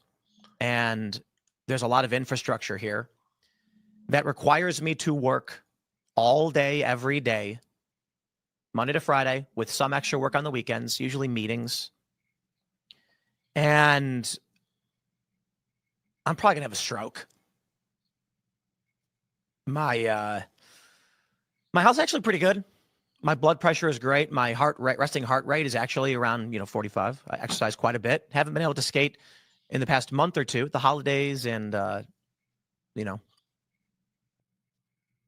we have to have these conversations, and I have been with the people, our contractors, people we work with, our vendors, partners. And one thing is clear: the violence will get worse. It is going to escalate. We cannot keep going as status quo. Something has to change. It may be that, as we described after the assassination of Charlie Kirk and the threat to come and shoot up our studio and our workplace, we asked, at what point do we say we can't do this anymore? The cost of running Timcast IRL studio and the projects around it exceeds the amount of money it brings in. That's just that breaking point, isn't it, for any business? If you need $100 to, run your restaurant, but you're only bringing 90, you go out of business. The issue? The cost isn't cameras or lights. The cost is security because of the escalation. It's an artificial cost to doing business that we can't balance. We can't forego security, but we can't sustain it either. So I've had some conversations with our partners, been talking with Rumble. There may be a solution, and it's going to be rapid change very quickly. We're going to have some emergency meetings. We've already had emergency meetings for obvious reasons. And there is a possibility that the 19th is the last episode of Timcast IRL. We are doing everything we can to make sure that's not going to be the case. It's no secret that I've been frustrated and disillusioned with a lot of people in politics, but that's no reason to walk away from doing our nightly show with a tremendous success. But the cost is not just money anymore. The cost is the safety of my family, myself, and there are many ideas we're floating around. So there you go.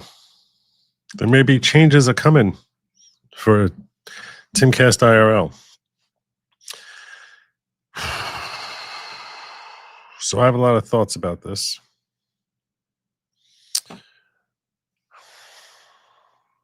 If you ask yourself, okay,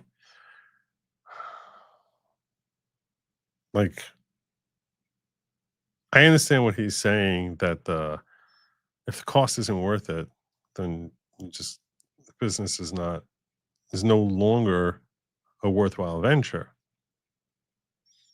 Now, obviously, depending on the nature of how he does his show, he could do in a way which may require less security. I don't want to see Tim Pool go off the air. I want to be clear about that. I like Tim Pool. I like his content. I share enough of his content here where it's very evident that I have respect for what he produces. I think he does great work. I think he has great guests on there.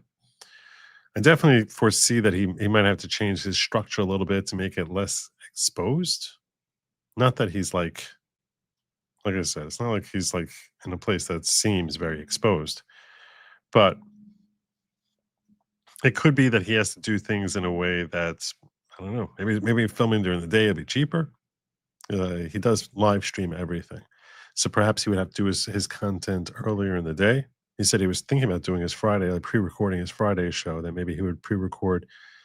So maybe pre-recording, you would think it's like a safer environment. There's less of a security risk when it's in the middle of the day than it is, out in the sticks and in the dead of night.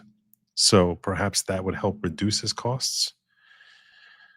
And that may be something that he does. And if it's something like that, I don't think that you or I will notice very much of a change in his show, other than the fact that he's not covering things that broke. If he's going to be streaming something at 1 o'clock in the afternoon and airing it at 8 o'clock at night, so you're not going to see a difference other than the fact that anything that happens in the afternoon won't be referenced in the show at all, right? So in that sense, it's not quite the same show, but the nature as to where our country has gotten to and where it's headed to, where it's all of a sudden the factor of having to incorporate for what's the cost of security for running this show is something that's a significant element to the show, is a place that I don't think we foresaw our country going to. Certainly when I was growing up, this is not something we foresaw our country getting to a place like this, where it's like going outside. If you have a job that people don't like what you say, all of a sudden there's some loonies might come and kill you or try. This is not something that this is a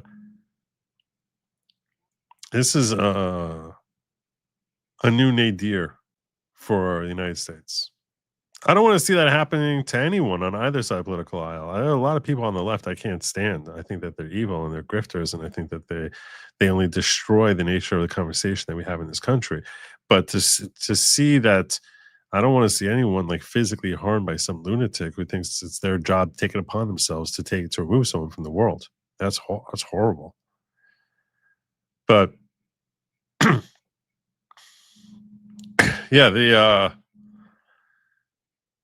this does not bode well for our country. And I don't know that there's answers. The only way the answers would be, for people on the left to dial it back, but they don't seem to have any inclination in that direction. Because it's primarily a one-way street, this violence. And quite the contrary. Instead you have idiots like Jasmine Crockett going out there saying, "Oh no, all the violence is on the right. That's where you got the KKK. So clearly they're the party of violence." Doofus. It's a problem. I'm going to talk more about Jasmine Crockett in a moment, but it's a problem. It's a serious, serious problem.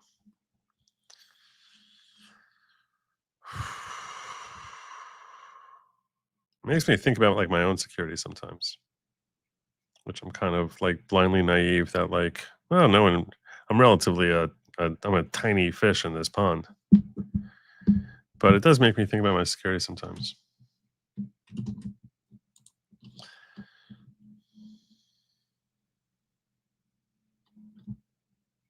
Oh, well, she made news today. In case you haven't heard, in case you were unawares, which I wouldn't blame you if you was. But since they lost on that whole redistricting thing, Texas is going to be redistricted. Apparently, she's about to be out of a job because her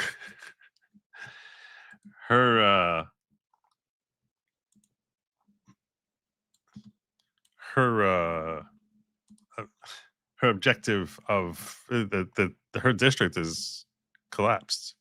She's being districted out.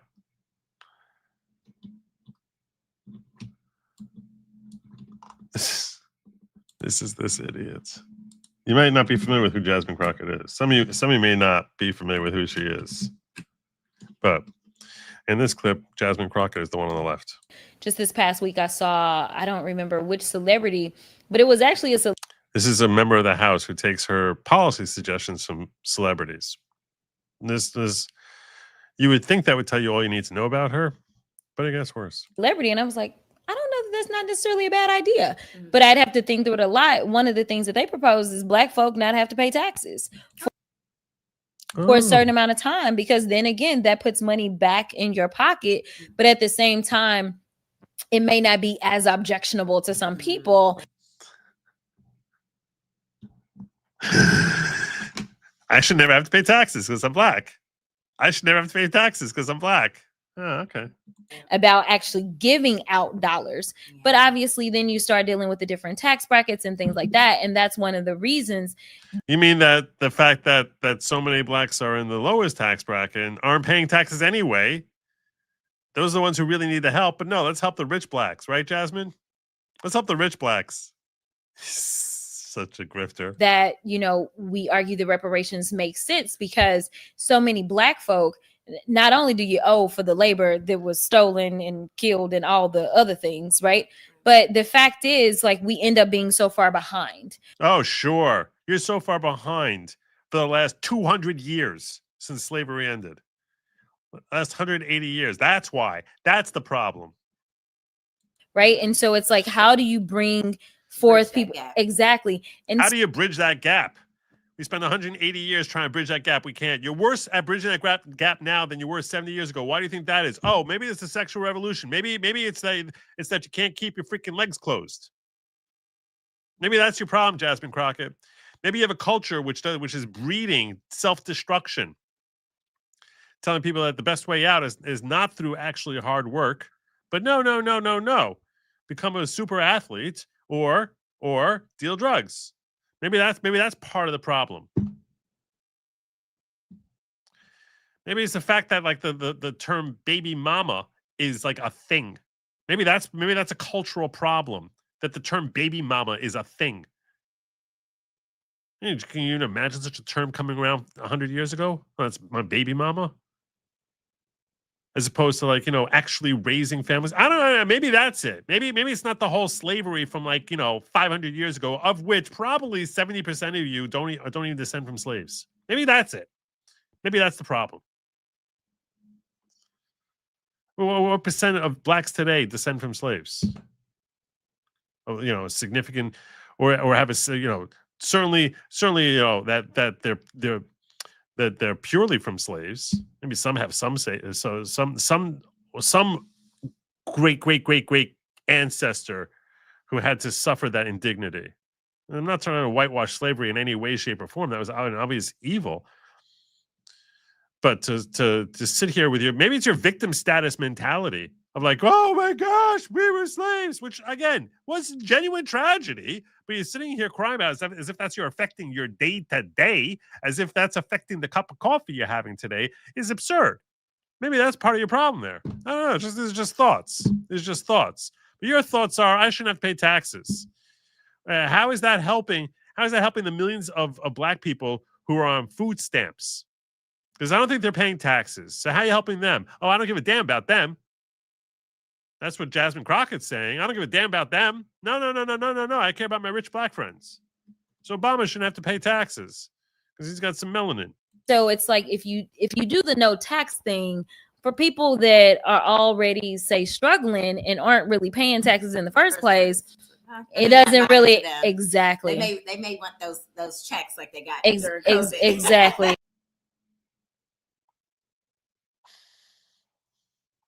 Yeah. So in other words, you're just a selfish machshefa. Well, anyhow, this selfish machshefa apparently is now running for Senate. Want to see an ad? You want to see an ad? Here's an ad. Here's an ad. This is her. I think this is a real ad. I'm not even sure if this is a real ad or not. Jasmine Crockett's ad. I'm not sure if this is real or not. Someone you can tell me. How about this new one they have? Their new star, Crockett. How about her? She's the new star of the Democrat Party, Jasmine Crockett. They're in big trouble. But you have this woman, Crockett. She's a very low IQ person. I watched her speak the other day. She's definitely a low IQ person. Crockett. Oh, man. She's a very low IQ person. Somebody said the other day she's one of the leaders of the party. I said, you got to be kidding. Now they're going to rely on Crockett. Crockett's going to bring them back. So I think that's a real ad, which only goes to show you just how her whole objective is to basically bring down the entire level of the conversation.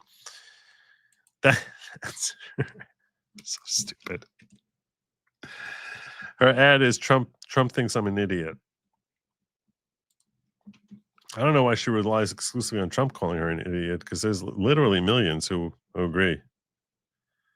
So Jasmine Crockett is running for Senate.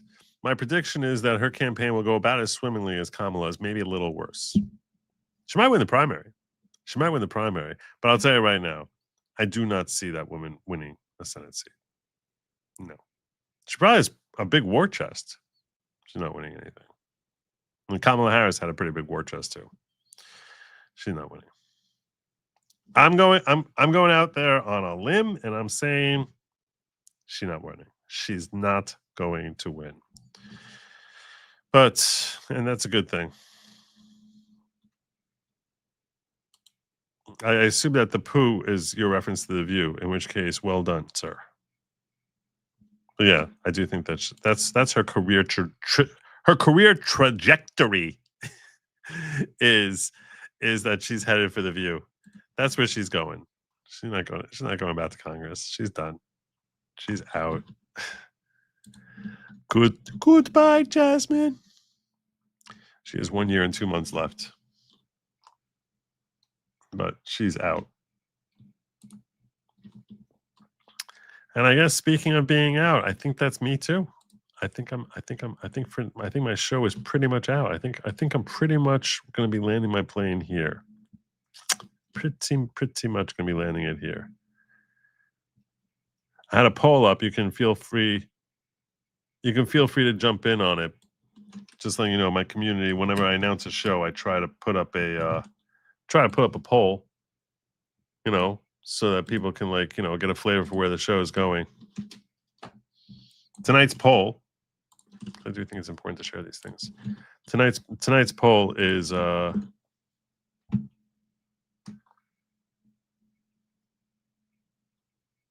whether Bondi prosecute a mayor. 43% said Bondi's useless. 11% say Bondi has no cojones. 26% saying, no, seriously, garbage. And 20% say she may yet surprise us. So some of you think there's hope. Some of you found that choice. I don't know. Anyway, it was that kind of poll, Nana Bear. Anyway, that's my show for tonight. God willing, tomorrow evening I'll be back here at 6:30 p.m. I'm also going to try and create some more content for you guys. Maybe I should clip things. Should I clip things? I should clip things. Maybe we'll clip some things. I think that's a good idea. Got to do some work in that. I get all antsy since I'm not working late at night. I thank you all for joining me. I'm going to just remind you that if you're headed out for dinner right now, someone's offering you some lab meat. No, it's not meant for you. Never was meant for you. It's not your deal. It's meant for they, them. It's not meant for you. And do not eat the bugs. Don't do it. Please don't do it. Good night and Godspeed. Hit the like.